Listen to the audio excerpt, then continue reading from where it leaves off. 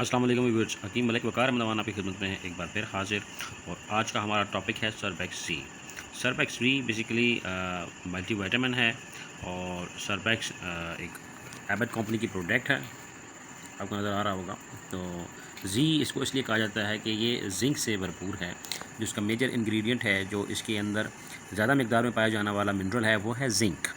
Zinc जिसे जस्त भी कहा जाता है, और जिंक के कंपाउंड जो हर्बल मेडिसिन में कुश्ताए जस्त के नाम से मिलते हैं। सबसे पहले तो आपको ये पता होना चाहिए कि कुश्ताए जस्त या जिंक बेसिकली काम क्या करता है। जिंक के बहुत फ़वाइद हैं। इस कुश्ते को अमूमन इस्तेमाल किया जाता है इम्पोटेंसी के लिए, फर्टिलिटी के लिए, और सेक्सुअल ड्राइव अगर बहुत कम हो तो उसके लिए, बालों के लिए, स्किन के लिए आउटस्टैंडिंग चीज़ है। और उसके साथ साथ बच्चों में ये अक्सर चीज़ देखी गई है कि जिंक कंपाउंड की कमी की वजह से करके उनका जो गैस्ट्राइटिस है, उनको जो बार बार रिएकरेंस है, उनकी मैदा ख़राब होना, उनकी आंतों का इशू, यानी कि उनके गैस्ट्रोएंटाइटिस है, गैस्ट्राइटिस है।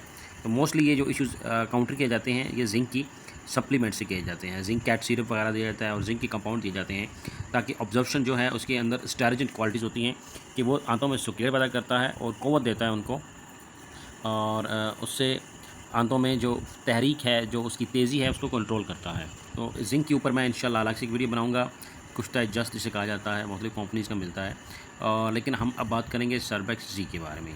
सरबैक्स जी जो बेसिकली मल्टीविटामिन ग्रुप से बिलोंग करने वाली मेडिसिन है, ये आप देख रहे हैं सरबैक्स जी इस पैकिंग में आएगी। एबट कंपनी की है, तकरीबन 30 टैबलेट्स होती हैं इसमें।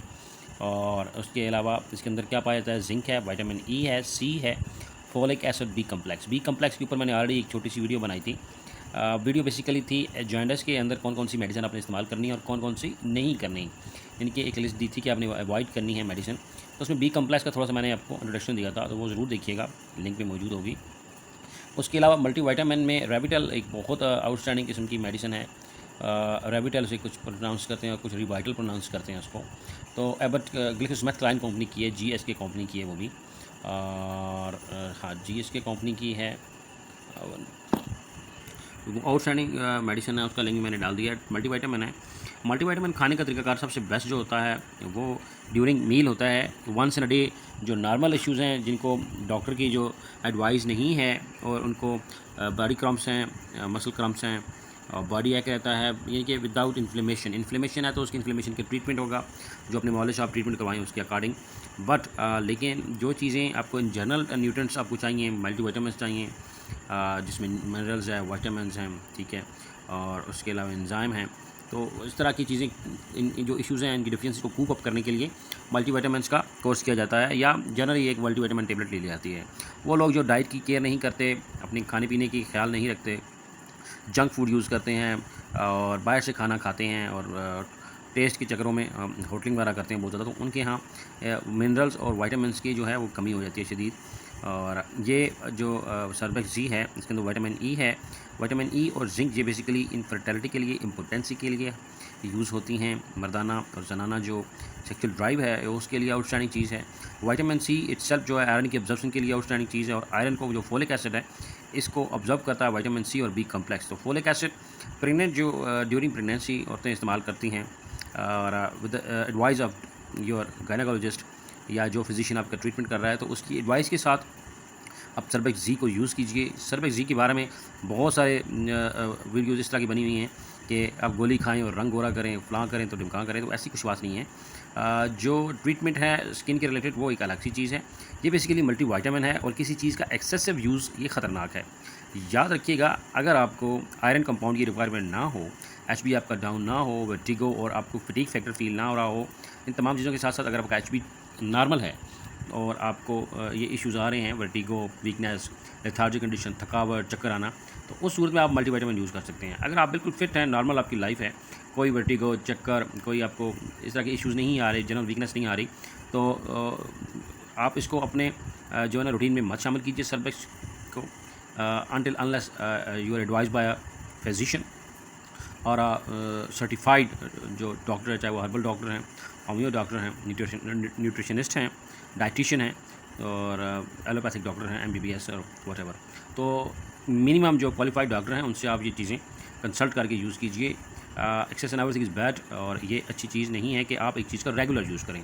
30 टैबलेट्स की पैकिंग है, और 30 टैबलेट्स की पैकिंग को आपने once in a day use करना है ड्यूरिंग मील। मीन्स कि आप खाना खाते हुए आधा जब आप खाना खा चुके हैं तो एक गोली को पानी के साथ निकल के दोबारा जो आपने खाना जो पकाया है वो आप अपना कंप्लीट कीजिए।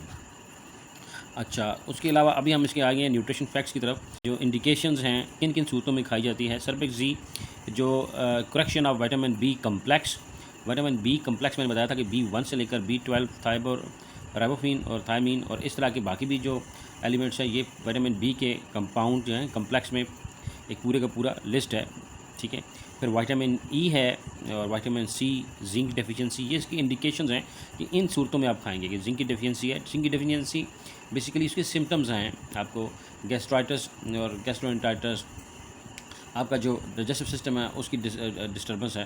तो अच्छा, उसके अलावा अगर हम जिंक की कमी की बात करें कि जिंक की डेफिशिएंसी के और सिम्टम्स क्या हैं, तो जिंक की जो डेफिशिएंसी है वो आपकी ग्रोथ कर देती है, ब्रेन की ग्रोथ को कंट्रोल करती है, और जो सेक्सुअल और मेच्योर जो मेच्योरिटी है उसको डाउन कर देती है।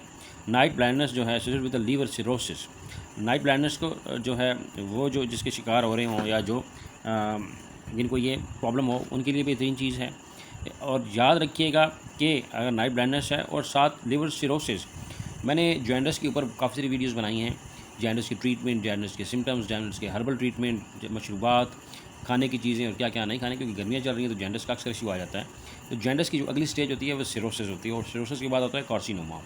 तो रेयर केसेस जो है कार्सिनोमा की तरफ जाते हैं, बट सिरोसिस जो है उसकी टेंडेंसी ज़्यादा है क्योंकि इसके सिम्टम्स बहुत लेट अपीयर होते हैं जॉइंटस या हेपेटाइटिस के। और हेपेटाइटिस तो जॉइंटस तो फिर एक्सेप्टेबल है, ट्रीटमेंट किया जाए उसको रिकवर हो जाता है, सिम्टम्स उसके बिल्कुल क्लियर हैं। लेकिन हेपेटाइटिस बी एंड सी जो है इसके सिम्टम्स बहुत लेट अपीयर होते हैं और इतनी देर तक लीवर काफ़ी हद तक डैमेज हो चुका होता है। तो उस डैमेज लीवर को फर्दर जो इशू बनता है वो सिरोसिस का बनता है, ठीक है। उसके अलावा आपका टेस्ट के जो इश्यूज़ हैं वो हैं डायरिया, अगेन मैं आपको बताया डायसेंट्री है, डायरिया है, डाइजेस्टिव आपका पूरे का पूरा ट्रैक्ट है उसका इशू आ रहा है, खाने के जो निज़ाम में उर्दू में बात करूँगा, निज़ाम के जितने मसले आ रहे हैं, एसोफेगस यानी कि आपका मैदे से लेकर और रेक्टम तक के जो डाइजेशन के रिलेटेड हैं निज़ाम के इश्यूज़ हैं उनको ये क्लियर करती है।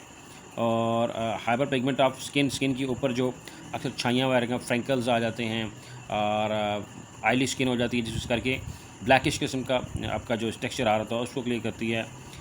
जो वाउंड आपके डिले हो रहे होते हैं, रिकवरी मोड पे नहीं आ रहे होते, ज़ख़म जो हैं वो देर से भरते हैं, तो उनके लिए। और emotional disturbance again very common and rich factor और contributing factor towards your health कि इमोशनल डिस्टर्बेंस, आप इमोशनली डिस्टर्ब रहते हैं, खाने पीने की आपकी रूटीन चेंज हो जाती है, लाइफ स्टाइल चेंज हो जाता है, मूड स्विंग्स आ जाते हैं, बिहेवियर आपका जो है वो डिस्टर्ब हो जाता है। तो इन तभी चीज़ों को ये बेसिकली सर्फेक्स जी काउंटर करता है। सर्फेक्स जी इन चीज़ों के लिए बेहतरीन है, तो याद रखिएगा सर्फेक्स जी आप इस्तेमाल करेंगे इन सूरतों में। Surbex Z once in a day आपने यूज़ करनी है, वन जो टैबलेट है, ठीक है, film tablets daily as per the directed by the physician, तो आप वो यूज़ करेंगे। आपने करना क्या है कि इसको हीट और मॉइस्चर से अपने सेव करना है। जो इसकी पाकिस्तान में वैल्यू है तो 267 रुपीज़ है, 270 रुपीज़ के अराउंड है। ये इसका लोगो है और ये इसकी कंपनी है, ठीक है जी। और ये आपको नज़र आ रहे होंगे, जिंक है, विटामिन ई, सी की जो आगे जो जितने भी मिनरल्स और विटामिन्स हैं इनकी एक टैबलेट के अंदर कितनी मिकदार है ये मौजूद है। याद रखिएगा जो तबीब हुक्मा, जो फ़र्ज़ी डॉक्टर, डाइटिशियन, जो फ़र्ज़ी डाइटिशियन बैठे हुए हैं, अल्हम्दुलिल्लाह मैंने BUMS मेरी डिग्री है, FTJ BUMS और IMP रजिस्टर्ड यूनानी मेडिकल प्रैक्टिशनर हूँ मैं। तो उस दावे से मैं कह रहा हूँ आपको कि यहाँ पे अक्सर जो तबीब हैं बने फिरते यूट्यूब में, तो वो आपके साथ ये चीज़ें नहीं डिस्कस करते, सिर्फ बता देते हैं कि आपने ये यूज़ करना है। अभी देख रहे हैं इस पैकिंग में, इस पैकिंग को आप जब खोलेंगे तो तकरीबन जो टैबलेट है, टैबलेट को टच करने से अवॉइड कीजिए, कोशिश कीजिए कि टैबलेट्स को टच मत कीजिए, ऐसे ही इसको एक डालें इसमें और इसको नॉर्मल पानी से आप खा लें। ये देखें आप, ये टैबलेट है के अंदर मुख्तलिफ जो कंपाउंड हैं वो इस्तेमाल किए गए हैं। तो 30 टैबलेट्स की पैकिंग है। तो अक्सर वो बता देते हैं कि आप जनाब ये खा लें तो आपके साथ वो हो जाएगा, तो आप वो खा लें, ये खा लें। तो याद रखिएगा बग़ैर डिस्कशन के, बग़ैर रिक्वायरमेंट में कोई मेडिसिन ना खाएं। रंग गोरा इस तरह नहीं होता कि आप इस तरह की मेडिसिन से रंग गोरे करते रहें। ये आपके मसल्स, बोन, स्किन, इन इश्यूज़ के लिए तो आउटस्टैंडिंग है, बालों के लिए अच्छी है, लेकिन रंग गोरा नहीं करती। रंग गोरा करना जो है वो एक अलग सीन है। ब्लड प्योरिफिकेशन है, पिगमेशन जो है रंग गोरा करने के लिए जो मेडिसिन दी जाती हैं वो और तरह की हैं। उनके डिटेल में बताऊंगा। हर्बल हाइपर पिगमेंटेशन जो है ये रंग गोरा करना, और इस काम के लिए इसकी एक्सेसिव यूज़ मत कीजिए। दिन में 2-2 3-3 मत खाइए। मैक्रो जो साइटिक एनीमिया है उसका शिकार हो जाते हैं, और मंथली मिनरल्स की जो हाइपर स्टेट में आपकी बॉडी चली जाती है तो उसमें आपको बहुत सारे कॉम्प्लिकेशंस आ जाते हैं। So once in a day और अकॉर्डिंग टू योर सिम्टम्स। बाकी अगर आपको कोई क्यूरी है तो प्लीज़ कांटेक्ट कीजिए, कमेंट्स में लाइक कीजिए, मेरी वीडियो को शेयर कीजिए, और इसके ऊपर मैं इंशाल्लाह कोशिश करूँगा कि आपकी रिकमेंडेशंस के मुताबिक एक और वीडियो बनाऊँ। तो मुझे कमेंट्स करके ज़रूर बताइएगा कि आपको वीडियो कैसी लगी। नई वीडियो आने तक मैं इजाज़त चाहूँगा आपसे। Thank you. अल्लाह हाफ़िज़।